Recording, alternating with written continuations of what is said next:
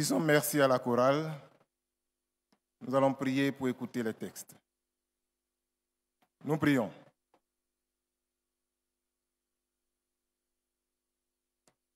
Dieu Tout-Puissant, rends-nous attentifs par ton Saint-Esprit, afin que nous apprenions par la prédication de ta parole à discerner ta volonté et à conformer notre vie aux enseignements de ton évangile. Ô Père, cette grâce en nous pour l'amour de Jésus-Christ, ton Fils, notre Seigneur. Amen.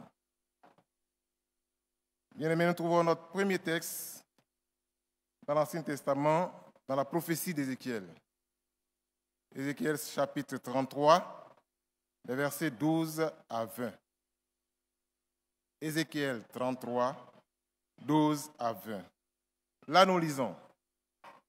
Et toi, fils de l'homme, dis aux enfants de ton peuple, la justice du juste ne le sauvera pas au jour de sa transgression, et le méchant ne tombera pas par sa méchanceté le jour où il s'en détournera.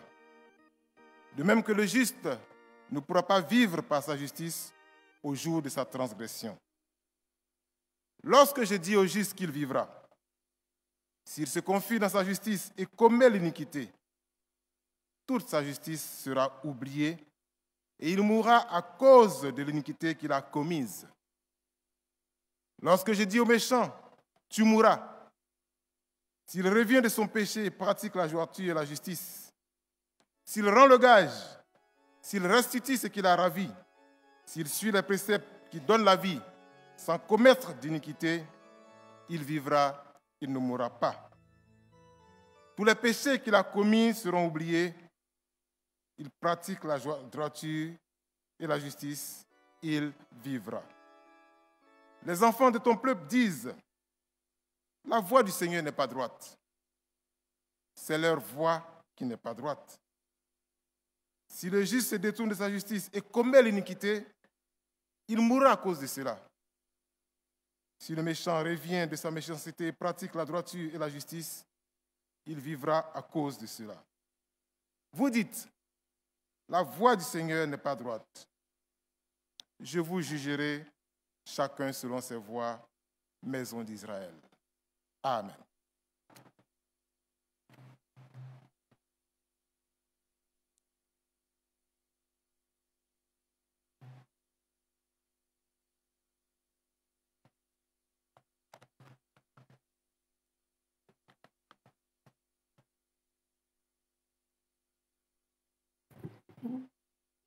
Lecture du Nouveau Testament tirée de la première épître de Jean, en son chapitre 3, les versets 16 à 20. 1 Jean 3, versets 16 à 20. Et nous lisons. Nous avons connu l'amour en ce qu'il a donné sa vie pour nous. Nous aussi, nous devons donner notre vie pour les frères. Si quelqu'un possède les biens du monde et que, voyant son frère dans le besoin, il lui ferme ses entrailles, comment l'amour de Dieu demeure-t-il en lui? Petits enfants, n'aimons pas en parole et avec la langue, mais en action et avec vérité. Par là, nous connaîtrons que nous sommes de la vérité et nous rassurerons nos cœurs devant lui. Car si notre cœur nous condamne, Dieu est plus grand que notre cœur et il connaît toutes choses. Amen.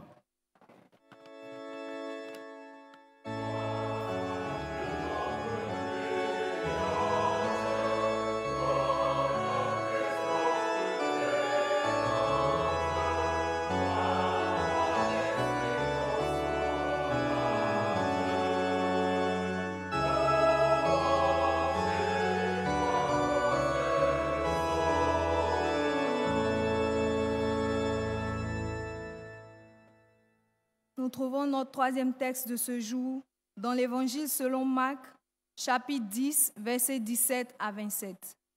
Marc, chapitre 10, versets 17 à 27. Et nous lisons la parole de Dieu.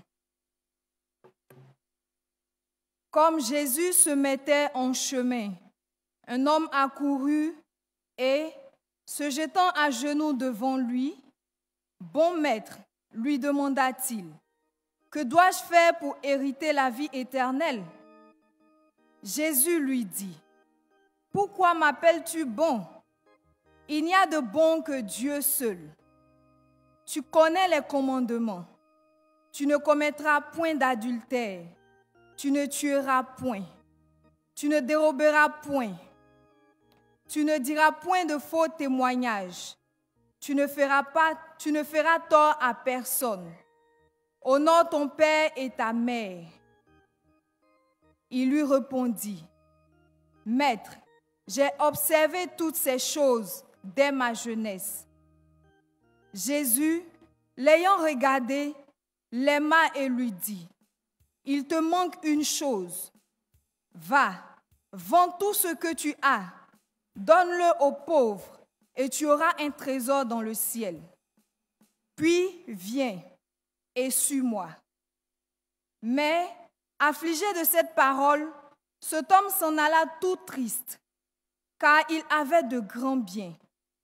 Jésus, regardant autour de lui, dit à ses disciples qu'il sera difficile à ceux qui ont des richesses d'entrer dans le royaume de Dieu. Les disciples furent étonnés de ce que Jésus parlait ainsi. Et, reprenant, il leur dit, « Mes enfants, qu'il est difficile à ceux qui se confient dans les richesses d'entrer dans le royaume de Dieu. Il est plus facile à un chameau de passer par le trou d'une aiguille qu'à un riche d'entrer dans le royaume de Dieu. » Les disciples furent encore plus étonnés et ils se dirent les uns aux autres, « Et qui peut être sauvé? » Jésus les regarda et dit, « Cela est impossible aux hommes, mais non à Dieu, car tout est possible à Dieu. L'herbe sèche, la fleur tombe, mais la parole de Dieu subsiste éternellement. Amen.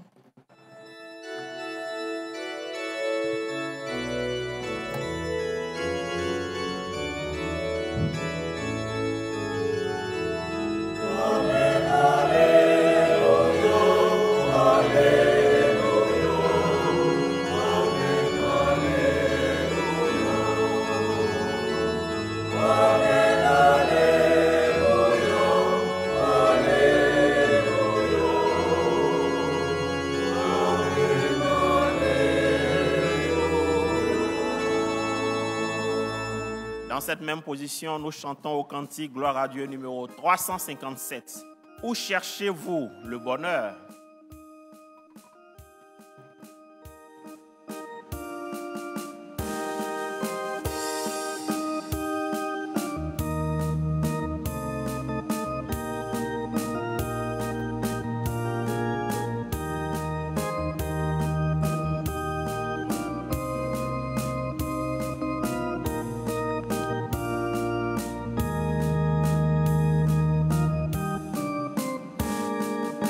Oh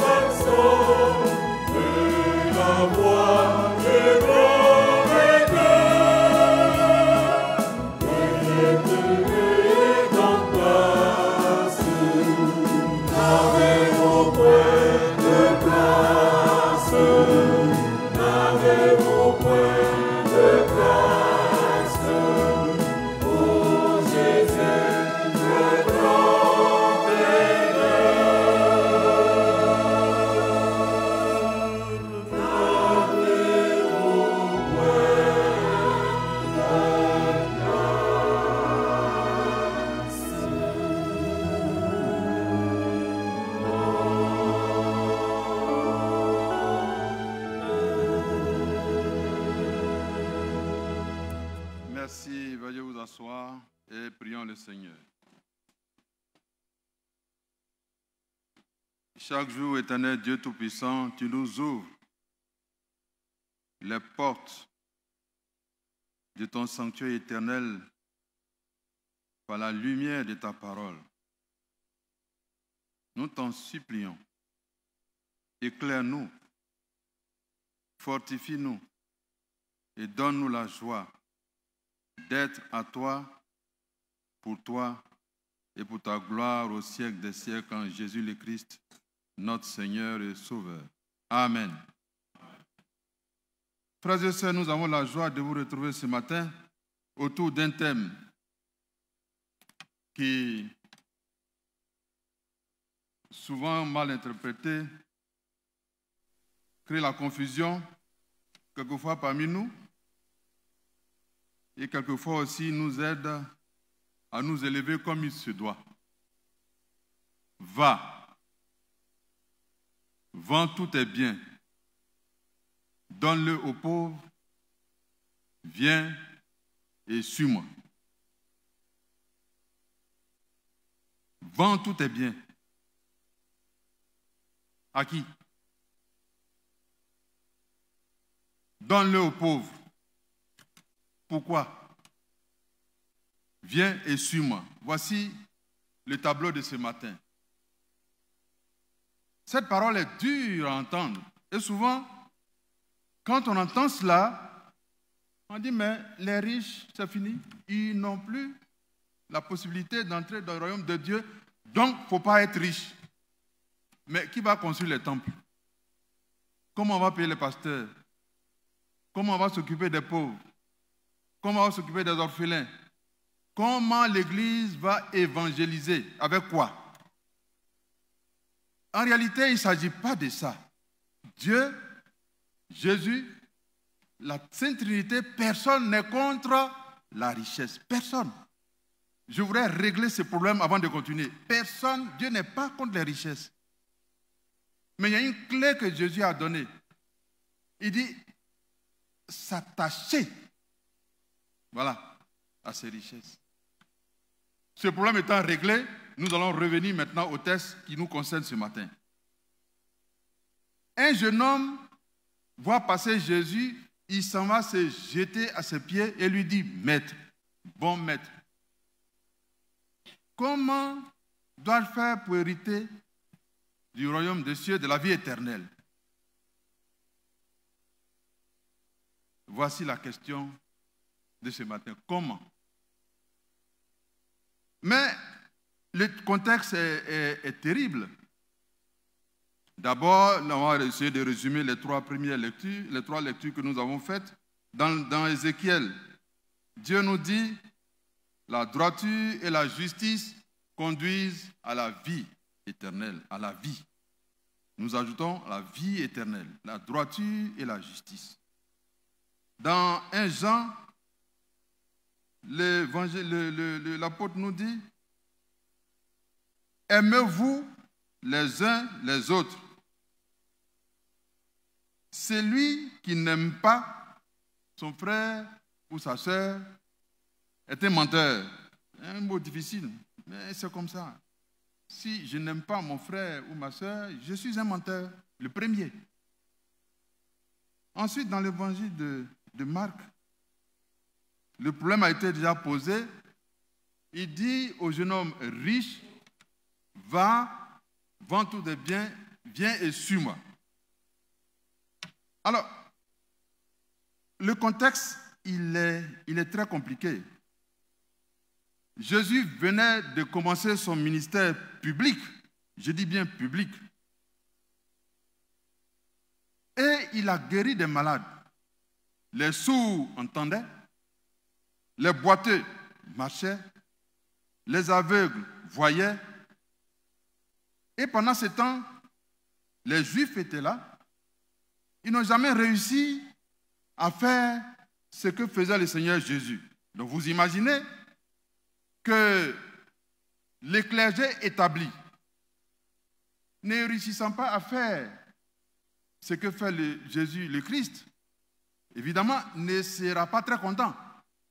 Donc, dès les premiers instants où Jésus a commencé à émerveiller tout le pays et le monde, l'Ecclésia a décidé, celui-là, il est dangereux pour nous. Celui-là, il est dangereux pour nous. Donc, ils vont chercher chaque fois à lui tendre un piège. Avant que le jeune homme riche ne vienne, ils ont envoyé des gens lui demander, mais Seigneur Jésus, dis-nous, si quelqu'un repudie sa femme d'après la loi de Moïse, est-ce qu'il a bien fait ou il a mal fait? Jésus lui a répondu, c'est parce que votre cœur est dur que Moïse a dit cela. Sinon, sauf en cas d'adultère, l'homme et sa femme sont une seule et même chair. On ne doit pas divorcer. Mais les Juifs ont tendance à, en entendant cela, on se dit, mais c'est dur cette parole. Donc, il commence à déranger déjà. Il continue de déranger les Juifs. Et se présente le jeune homme riche pour dire, Seigneur, comment accéder au royaume de Dieu? Et Jésus le regarde. Il a déjà lu dans sa pensée ce qu'il voulait au juste. Il lui dit, mais est-ce que tu connais les commandements?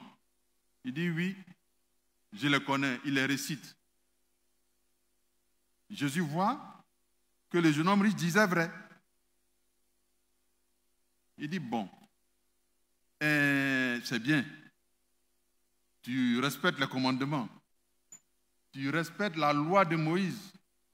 Mais il te manque une petite chose. Le jeune homme a commencé à avoir peur. Et il attendait la réponse du Seigneur. Le Seigneur lui dit, va, vends tous tes biens, donne-le aux pauvres, viens et suis-moi. Il a gâté. Jésus a gâté. Parce que le jeune homme est très très riche. Il avait beaucoup de richesses. L'évangile n'explique pas tout, mais quand on lit des textes qui font les commentaires historiques, le jeune homme était très riche. Donc il s'imaginait en train de vendre toutes ses richesses pour les donner aux pauvres et de venir et de suivre Jésus. Il dit, ah, ça là c'est fort, hein? Il est reparti, il était tout triste. Mes frères et mes sœurs, de quoi s'agit-il en réalité? Nous allons prendre quelques exemples pour montrer que la particularité du Seigneur Jésus-Christ, c'est de sortir de la lettre pour aller à l'esprit de la lettre. Je vais vous donner quelques exemples et nous allons voir ensemble et comprendre ensemble ce que je viens de dire. Les pharisiens, tous les juifs demandent à Jésus, mais on a dit de ne pas tuer quelqu'un. Je ne dois pas tuer mon frère ou ma soeur. Donc, pour nous, la lettre, c'est de ne pas tuer avec un couteau, un pistolet, ou de faire du mal à quelqu'un pour qu'il meure. Si on n'a pas fait ça, notre cœur est tranquille. On dit, moi, je n'ai jamais pris un couteau pour tuer quelqu'un. Et le Seigneur Jésus dit, il ne s'agit pas de ça. La lettre est juste. C'est-à-dire qu'il ne faut pas tuer, c'est vrai. Mais si quelqu'un voit son frère et lui dit, Raka, tu l'as tué, il l'a tué. Donc, on change d'espace. On n'est plus dans la même chambre, on n'est plus dans le même salon. Il y a un salon où c'est le couteau, c'est le pistolet qui tue. Mais dans l'autre salon de Jésus qui est à côté, c'est la pensée et la parole qui tuent. Donc, est-ce qu'on ne voit pas une évolution? On est parti de la lettre, on est tombé dans l'esprit. Donc, comprenons bien que la particularité du Seigneur Jésus, c'est de nous amener à changer de dimension. Un autre exemple. On demande au Seigneur Jésus, parmi nous les Juifs, notre règle c'est que quand un homme a une épouse et qu'il meurt, son frère peut épouser son épouse. C'était leur coutume, c'est comme ça. C'est écrit.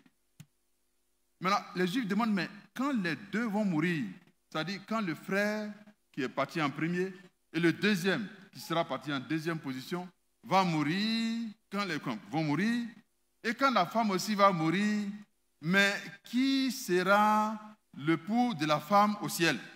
Jésus dit, vous n'avez rien compris. Là-bas, il n'y a pas femme, il n'y a pas homme. Tout le monde est la même chose. Ils disent, mais comment? Donc, il les amène à changer de dimension. On n'est plus dans le même salon. Il y a un salon où c'est l'homme et la femme, et puis il y a un autre salon où il n'y a plus d'hommes, il n'y a plus de femmes. On est tous des entités qui n'ont pas de genre, ça c'est le bon français, mais qui n'ont pas de... on est pareil. Vous voyez? On est pareil. C'est ça ce que Jésus veut expliquer. C'est-à-dire qu'on a changé de dimension. J'insiste bien sur le mot, sur l'expression changer de dimension. Si on ne change pas de dimension, on ne va jamais s'entendre. D'ailleurs, c'est comme ça que Jésus a eu des incompréhensions avec le peuple qui l'acclamait quand il est rentré à Jérusalem. Le peuple dit, vive le roi. Mais de quel roi il s'agit? Et il le voyait déjà en train de chasser les Romains pour se positionner à la tête du royaume. Mais non, il était venu pour être le roi du cœur, le roi des cœurs. Ce sont des incompréhensions graves. Le roi des cœurs, ce n'est pas le roi temporel. Lui, c'était le roi spirituel. Donc, c'est juste pour le dire en passant que souvent, il y a des incompréhensions. Pour un même mot, on peut comprendre de deux manières différentes. Parce que justement, mes frères et mes sœurs, la Bible n'est pas faite de lettres. La Bible, c'est la lettre et l'esprit. Si nous connaissons la lettre, c'est déjà bien parce que, bon, il y a des gens qui peuvent, parmi nous, il y en a qui peuvent réciter les versets bibliques tout de suite en longueur. Très bien. Maintenant, quand on leur demande l'explication, il y a deux types d'explications. Ou bien, vous donnez l'explication littérale qui ressemble à l'explication littéraire, ou bien vous donnez l'explication purement spirituelle. Jésus est dans le deuxième cas. Lui, la lettre, il respecte la lettre. Mais il donne une autre dimension. C'est pourquoi il a dit, je ne suis pas venu pour abolir la loi, mais pour l'accomplir. Donc voilà un peu le contexte dans lequel on se trouve. Le jeune homme riche vient, il était sûr de lui, Jésus lui dit, il te manque une seule chose. Vends tous tes biens. Mes frères et mes sœurs, quand on a écouté tout cela, première question, qu'est-ce qui me manque et qu'est-ce qui vous manque? C'est la question. Il y en a qui vont dire, mais les richesses, mais moi je n'ai pas d'argent, moi bien j'ai un peu. Donc ce que le Seigneur dit aux jeunes hommes riches ne me concerne pas. Mais non, vous savez que Jésus c'est la lettre et l'esprit. Donc, première question pour répondre à cette question que je viens de poser il y a quelques instants, la richesse c'est quoi? Je vais donner quelques exemples. Ce ne sera pas tout, mais arrivé à la maison, vous pouvez compléter et votre sermon sera encore meilleur que le mien. Moi, je ne fais qu'introduire le sermon. C'est vous-même qui allez l'achever à la maison, en famille ou tout seul. La richesse, c'est quoi? C'est pour vous dire que, pour répondre à cette question, il faut savoir qu'il y en a qui sont riches en colère. 1, 2, 3, ils sont fâchés. Pourquoi? 1, 2, 3, ils sont fâchés. Alors, tu leur demandes, mais pourquoi vous êtes fâchés? Ils disent, moi je suis comme ça. Ah bon? Tu es comme ça? Mais tu étais à l'église? Tu n'es pas riche? Mon frère, ma soeur, si tu es coléreux, tu es riche en colère. Deuxième cas, l'orgueil. Un petit va venir devant vous pour vous donner des idées. Il va dire, toi petit, qu'est-ce que tu as à m'apprendre ici? Dégage. Parce qu'on n'a pas pris le temps d'écouter le petit. Donc on est plein d'orgueil. C'est une grande richesse. Ça aussi c'est la richesse. Troisième exemple. Le complexe. Les complexes. Il y a 2 types de complexes. Tous les 2 sont mauvais. Je vous dis en même temps, c'est mauvais. Le complexe d'infériorité et le complexe de supériorité. Tous les 2 sont mauvais. Mais il y en a qui sont riches dedans. Il y en a qui sont très riches dans les complexes d'infériorité ou supériorité. Un autre exemple. L'indifférence. L'indifférence. Bon, je viens à l'église, je suis sorti de l'église. Et puis après, c'est fini. C'est fini.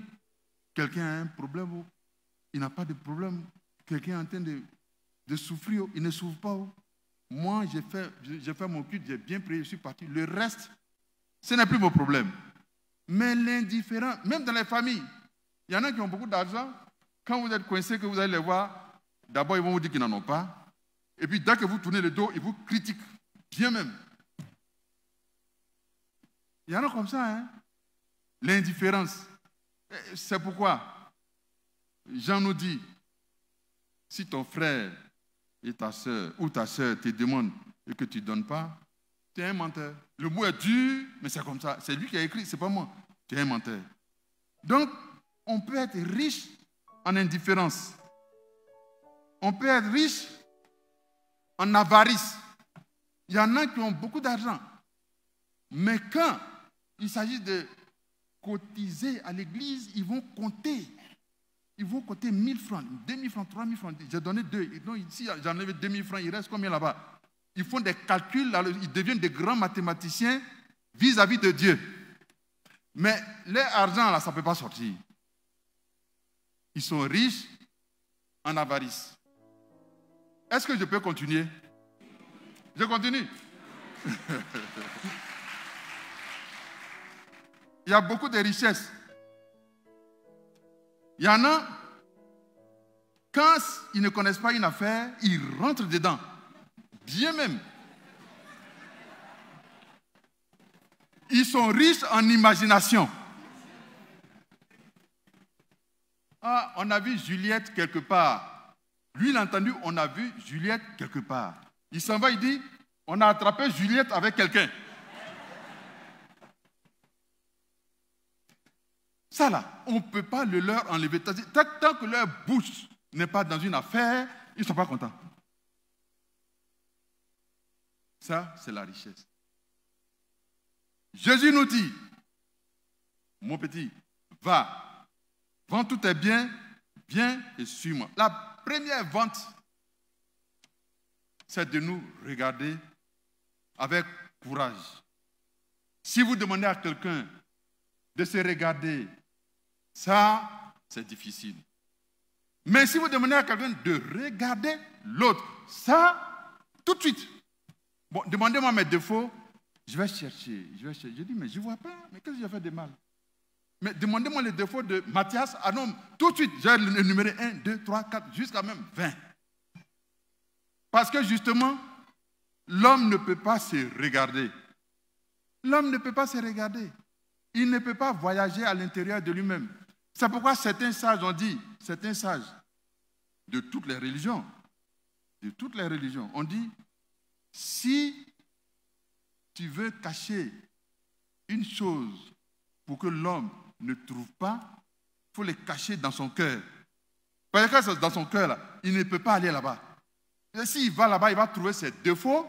Donc, il ne peut pas aller dans son cœur. Donc, nous devons voyager à l'intérieur de nous-mêmes pour trouver ce qui constitue la richesse aux yeux, de la mauvaise richesse aux yeux de Jésus-Christ et changer de comportement. Voilà ce que le Seigneur Jésus nous demande ce matin. C'est très simple.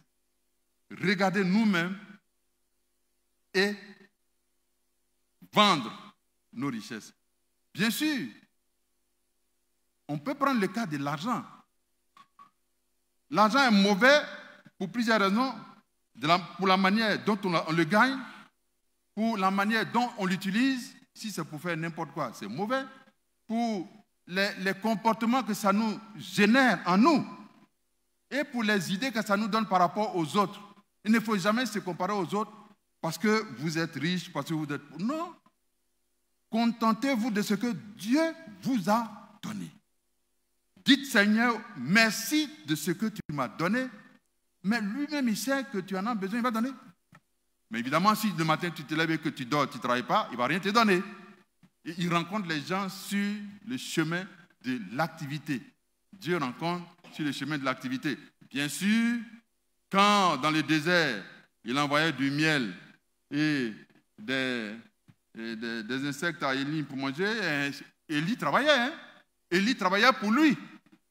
Donc il nourrissait Élie. Mais si nous sommes à la maison qu'on ne travaille pas, on n'aura rien. On n'aura rien. Donc il faut travailler. Donc, mes frères et mes sœurs, la première chose à faire, c'est de se contrôler, de regarder en soi-même qu'est-ce qui ne va pas pour que Dieu nous aide à changer. Dieu nous aide à changer. Dieu nous aide à évoluer.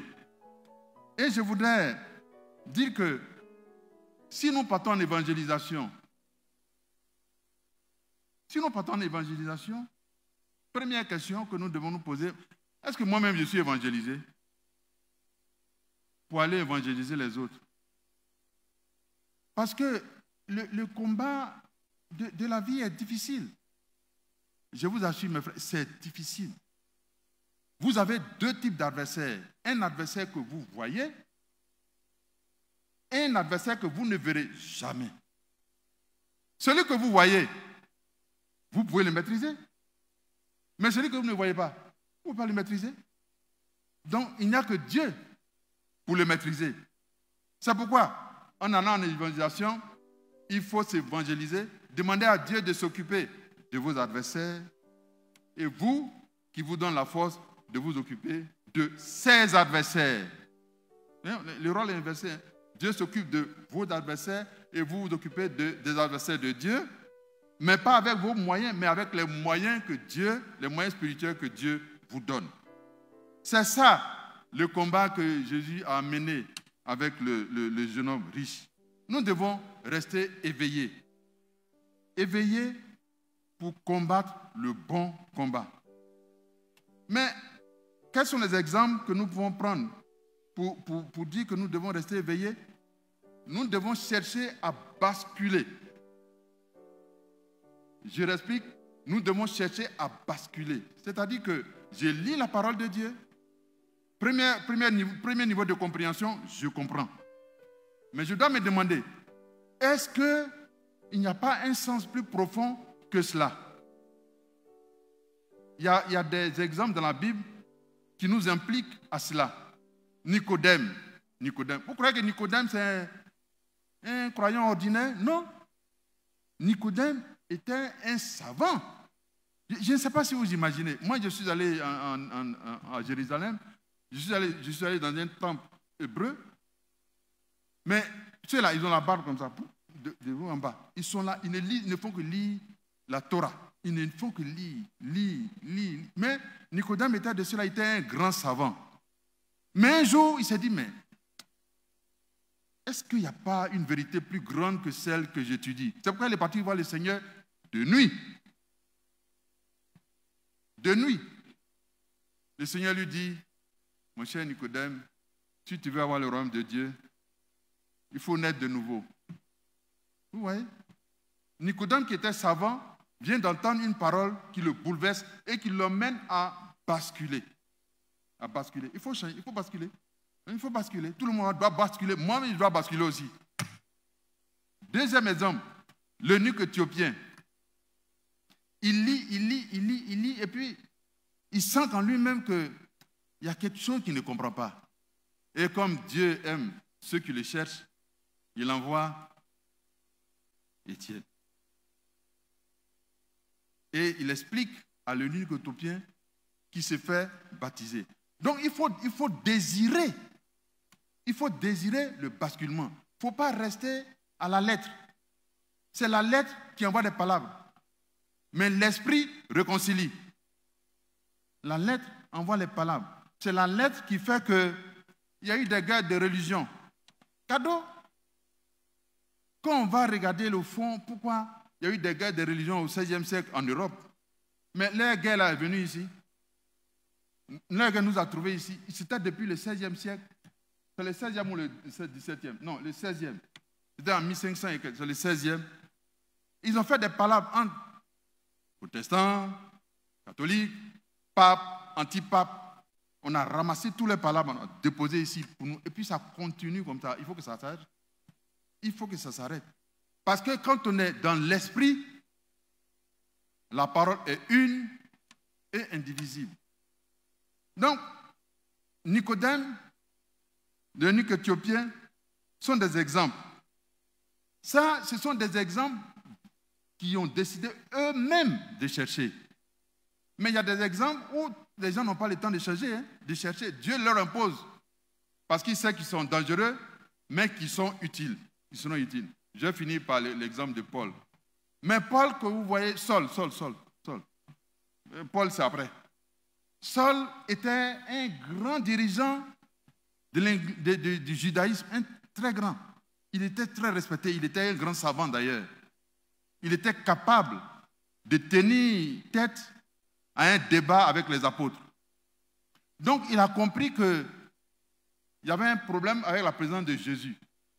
Il dit, mais le Seigneur Jésus vient enseigner des choses qu'on n'a jamais entendues. Donc il risque de tuer la religion juive. Il risque de tuer le judaïsme. Donc il s'est mis à la défense du judaïsme. Tous ceux qui étaient chrétiens, il est passé au fil du couteau. Tous ceux qui étaient chrétiens, il est passé au fil du couteau. Et il est à Damas pour prendre un papier. Un papier. Dieu va lui donner un papier, mais un autre papier. Sur le chemin de Damas, il rencontre le Christ. Il dit, mais Paul, je t'ai fait quoi? Pourquoi tu me persécutes? Donc, Paul a été obligé de basculer. Il a basculé. Et à partir de là, il est devenu apôtre de Jésus-Christ. Mes frères et mes sœurs, l'histoire du jeune homme riche nous demande de basculer. Parce que simplement, Jésus va nous, si nous basculons bien, il va nous utiliser pour l'évangélisation. Si nous utilisons pour l'évangélisation, nous allons bien expliquer la parole de Dieu. Si les gens comprennent bien la parole de Dieu, leur cœur va changer. Si leur cœur change, il n'y aura pas trop de palabres. S'il n'y a pas trop de palabres, nous aurons la paix. Si nous avons la paix, nous pouvons vivre en harmonie. Si nous vivons en harmonie, Dieu est content. Et Dieu est heureux. Mais est-ce que nous pouvons vivre en harmonie et dans la paix? Non, on aime trop palabres. Surtout les politiciens là. Ah non, champion. 1, 2, 3, palabres. Les antennes, radio, télévision, journaux, on fait palabres. Pendant ce temps, le peuple attend que nous soyons réconciliés pour qu'ils soient en paix. Et pourtant, on fait tout pour se réconcilier, et pourtant, on ne peut pas facilement se réconcilier. Et pourtant, on peut se réconcilier. Il manque un petit quelque chose. Dieu. Si Dieu prend l'espace, moi je n'ai jamais vu quelqu'un qui est resté au pouvoir 1000 ans, il n'y en a pas. Mais vous connaissez un exemple comme ça? Vous avez un exemple? Non? Mais ça fait quoi? Aujourd'hui, on est là. Demain, c'est un autre. Après-demain, c'est un autre. Mais si nous faisons ce qui est bien pour les enfants de Dieu, Dieu sera content de nous. Mais quel rôle nous jouons, nous les chrétiens, dans l'affaire là? On est partisans, hein? On est des grands partisans. On n'aime pas chercher ce qui est compliqué. Ce qui est facile, c'est ça qu'on prend. On boit ce que les autres disent. On ne peut pas nous remettre en cause. Mais pourtant, la parole de Dieu nous amène à changer de comportement, passer de la lettre à l'esprit, pour évangéliser, pour qu'il y ait la paix, pour qu'il y ait l'harmonie. Mes sœurs, mes frères, voilà un peu le message de ce matin. Bon, j'espère que je n'ai pas été trop long. Révérend pasteur, excusez-moi, hein. Souvent on peut être long. Mais si on est long et puis on se comprend, ça vaut mieux que d'être court et ne rien comprendre. Donc je voulais vous dire que le Seigneur Jésus nous aime profondément. La Bible que nous avons en main est un instrument immense. Il y a 3 jours, je lisais un document hébreu. Je vais partager avec vous. Un document hébreu. Et le mot, dans la Bible, c'est écrit Jéhovah. Jéhovah. C'est comme ça. Je pourrais prononcer Jéhovah. Mais en hébreu, ce n'est pas comme ça. En hébreu, on décompose, c'est Yod, E, Vo, E. J'ai cherché, ça m'a renvoyé dans l'un livre des prophètes. J'ai oublié de marquer la référence parce que j'étais en voiture. Et dans ce passage, je crois que c'est Ézéchiel ou Isaïe, dans ce passage, quand on lit bien, ressort le mot Jéhovah sans qu'on l'écrive que c'est Jéhovah. Et pourtant, c'est Jéhovah. Est-ce que vous voyez? Et, plus loin, dans le livre d'Ézéchiel, il a fait une vision. Les squelettes ont recouvré la vie. C'est étonnant. La Bible, il y a d'immenses secrets. On demande simplement à Dieu de nous aider à les découvrir. Parce qu'on parle beaucoup, mais on doit méditer beaucoup aussi. Et c'est mieux pour nous que Dieu nous aide à méditer pour que nous vendions nos richesses et que nous le suivions et qu'il y ait la paix entre nous. Que Dieu nous bénisse. Amen.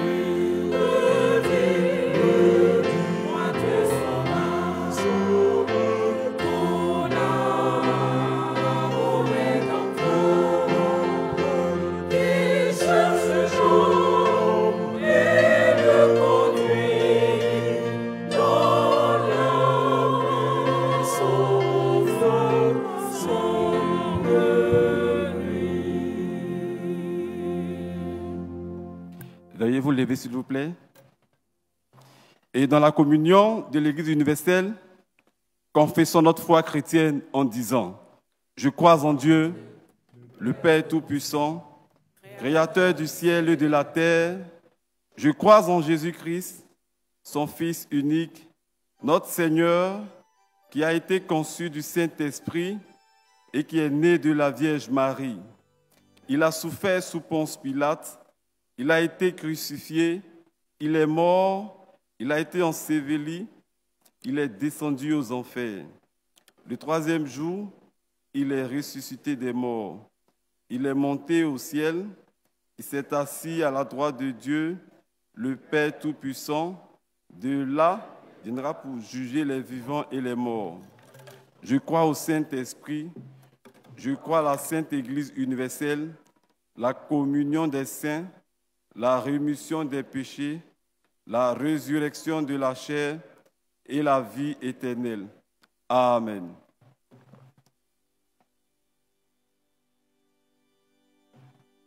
Le Seigneur soit avec vous.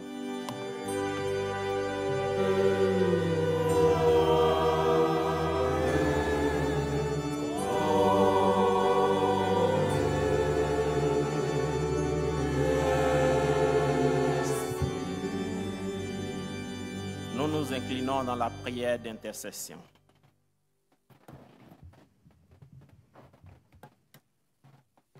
Pourquoi donc ces nations en tumulte et ces peuples qui grondent en vain? Tous ces rois et ces princes qui luttent, rejetant l'Éternel et son oint, secouant les entraves divines, ils voudraient être libres et forts. Mais sur tout l'univers, sur les cieux, les enfers, notre Dieu règne encore. Notre Dieu règne encore. Jamais son amour ne s'endort. Ceux qu'on se déchaîne, nos cœurs sont en peine, mais Dieu nous conduit jusqu'au port.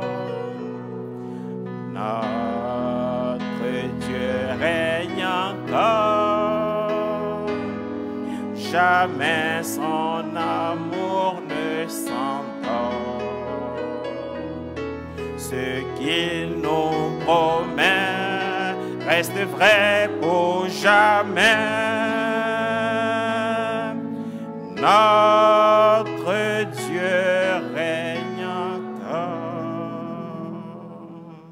Oui, notre Dieu règne encore. Et ce qu'il nous promet reste vrai pour jamais. Nous avons écouté la prédication dont le thème est candidat à la vie éternelle. Il te manque encore une chose. Oui, en cette journée dédiée à l'évangélisation, nous allons orienter nos prières vers le monde.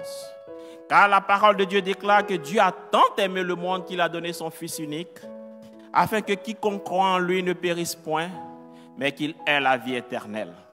Oui, au monde, nous disons ce jour également qu'il lui manque encore une chose. C'est pourquoi tu vas élever la voix et prier Dieu pour le monde entier. Ceux pour qui Christ s'est donné à la croix et à qui il manque encore une chose.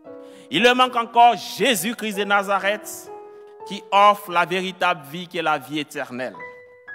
Oui, nous pouvons avoir toutes les richesses du monde, mais nous ne pouvons pas acheter la vie éternelle, la vie Zoé en Jésus-Christ.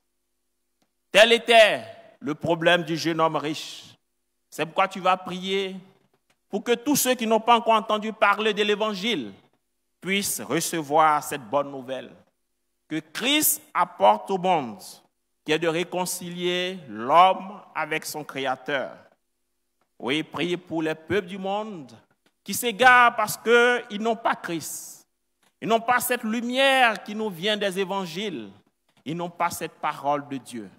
Priez pour que la parole de Dieu puisse atteindre les contrées les plus éloignées et les peuples qui n'ont pas encore reçu l'évangile ou qui l'ont reçu mais qui développent encore un syncrétisme qui les éloigne de la vraie vie. Oui, il leur manque encore une chose. Il manque encore une chose aux dirigeants de ce monde. Oui, les gouvernants de ce monde qui luttent pour le pouvoir, qui luttent pour avoir des administrés, mais qui prônent plutôt, qui exercent leur mandat pour leur intérêt personnel. Il leur manque encore une chose. Tu vas prier pour que le Seigneur leur donne cette sagesse, pour Pour que le Seigneur leur donne cette intelligence qui fait passer l'intérêt de l'autre avant, l'intérêt supérieur de la nation au-delà de leurs intérêts égoïstes. Et qu'ils puissent, à leur niveau de responsabilité, œuvrer pour que l'œuvre de Dieu avance. Oui, notre Dieu règne encore. Notre Dieu règne encore. Jamais son amour ne s'endort. Les vents se déchaînent, nos cœurs sont en peine, mais Dieu nous conduit jusqu'au port. Notre Dieu règne encore, jamais son amour ne s'endort. Ce qu'il nous promet reste vrai pour jamais. Notre Dieu règne encore. Tu vas prier pour ton pays, la Côte d'Ivoire, à qui également il manque encore une chose. Il manque encore une chose à ce peuple ivoirien. Oui, le Seigneur, ce matin, te demande d'intercéder pour ta nation, afin que tous les nuages sombres qui se pointent à l'horizon puissent disparaître parce que nous sommes au pied de la croix et que nous avons intercédé pour cette nation. Oui, beaucoup voient l'horizon 2021 avec la peur au ventre. Parce que quand on voit les calculs et les intérêts qui sont en jeu, même les enjeux, nous avons des inquiétudes. Mais mon frère, ma soeur, Dieu te donne un esprit d'avant-gardiste, d'intercéder pour ton peuple pour que ce soit la volonté de Dieu qui se réalise pour ce peuple. Pour cette nation qu'il veut conduire à bon port, qu'il veut conduire dans sa destinée glorieuse, qu'il veut conduire dans la paix et le développement. Prie pour le président de la République, pour ses ministres, pour tous ceux qui ont une autorité politique, administrative ou militaire ou traditionnelle. Prie, ou même spirituelle. Prie pour que ce soit la volonté de Dieu qui se réalise pour ce peuple, afin que cette nation soit une terre où il fasse bon vivre. Oui, prie. Pour que ce qu'il manque à la Côte d'Ivoire, Dieu puisse la lui donner. Priez pour que l'œuvre d'évangélisation également gagne ce pays. Pour que le cœur soit touché. Oui. Que sert-il à un homme de gagner tout le monde entier s'il perd son âme? C'est pourquoi tu vas prier à tous ceux qui cherchent à plaire au monde. Tu vas prier pour tous ceux qui cherchent à plaire au monde, mais qui oublient l'essentiel, qui est de servir à plaire à Dieu d'abord. Priez pour que cette chose qui nous manque, qui manque au peuple ivoirien et au peuple frère qui y habite, que cette chose soit comblée par Jésus-Christ de Nazareth. Oui. Dans ce même élan, tu vas prier également pour l'Église. Oui, cette Église que nous constituons, qui a amené à respecter les commandements de Dieu. Dieu dit ce matin, comme il a pu dire au jeune homme, il te manque encore une chose. Il nous manque encore une chose, candidat à la vie éternelle. C'est pourquoi tu vas prier pour le corps de Christ. Tu vas prier pour tes frères dans la foi, pour qu'ils puissent véritablement naître de nouveau. Oui, qu'ils puissent avoir dans leur cœur les choses de Dieu. Que Dieu soit mis en priorité.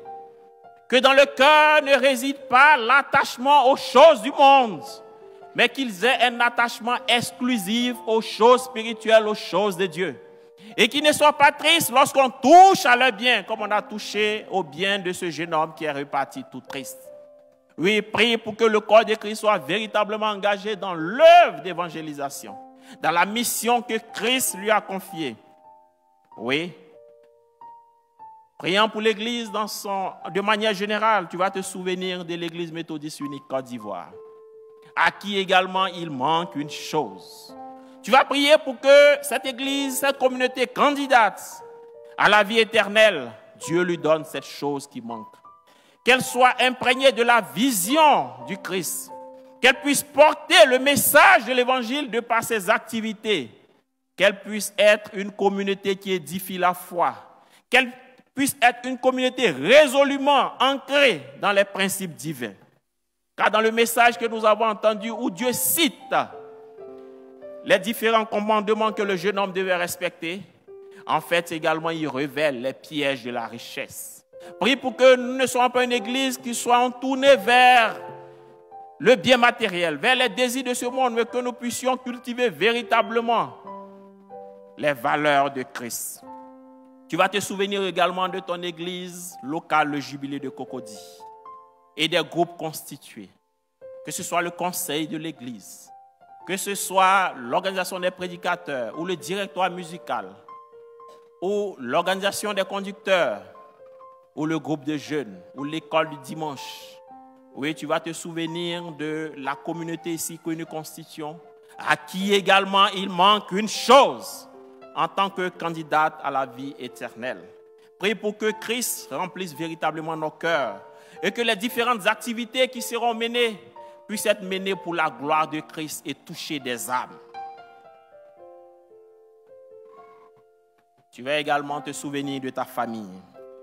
De ta famille également à qui il manque une chose, candidate à la vie éternelle. Car c'est pour elle également que Christ a donné sa vie à la croix. Tu vas prier pour que l'évangile puisse également être prêché aux différents membres de ta famille.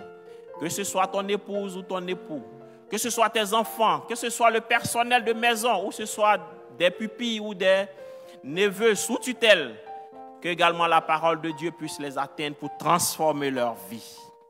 Car il leur manque également une chose. Maintenant, tu vas te souvenir également de toi-même. À qui ce matin, le Seigneur Jésus te dit, il te manque encore une chose. Oui, tu as beaucoup de richesses dans ton cœur.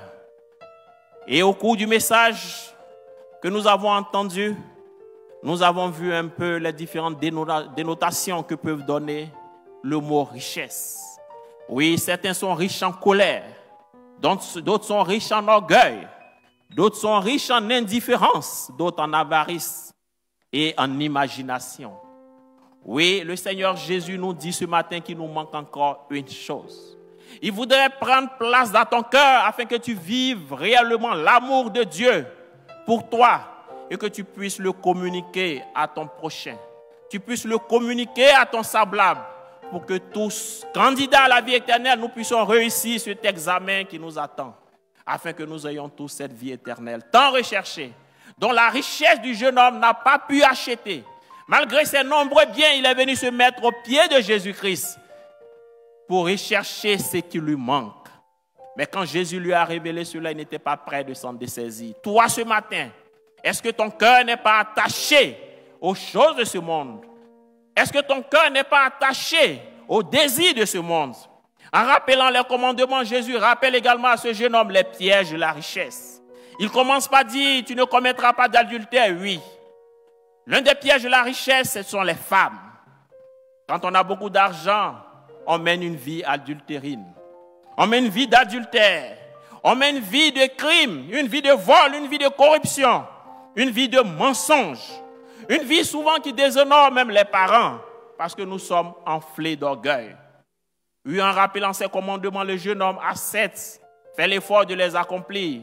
Mais au-delà, il lui manque encore une chose. Libère ton cœur de tout ce qui est matériel, de tout ce qui est mondain et recherche la vraie vie qui est la vie en Jésus-Christ. Que Jésus lui-même demeure le maître de ta vie. Prie pour que tu renaisses véritablement de nouveau, pour que tu sois digne d'obtenir cette qualification qui te permet d'avoir la vie éternelle. Prie pour que tu ne passes pas à côté de cette vie éternelle pendant que nous sommes en examen. Oui, candidat à la vie éternelle, il nous manque encore une chose. Notre Dieu règne encore, jamais son amour ne s'endort. Les vents se déchaînent, nos cœurs sont en peine, mais Dieu nous conduit jusqu'au port. Notre Dieu règne encore, jamais son amour ne s'endort. Ce qu'il nous promet reste vrai pour jamais. Notre Dieu règne encore. Oui, bien-aimé dans le Seigneur, ce matin, tu t'es déplacé, tu es venu dans le temple de Dieu parce que tu traverses une situation particulière. Notre Dieu qui règne encore t'écoute ce matin et il est prêt à vivre cette situation avec toi. Présente-lui ce qui doit réjouir ton cœur afin qu'il intervienne. Oui, prie le Seigneur pour que Dieu lui-même comble les désirs de ton cœur et tu puisses être heureux devant sa face. Prie le Seigneur qui t'écoute ce matin.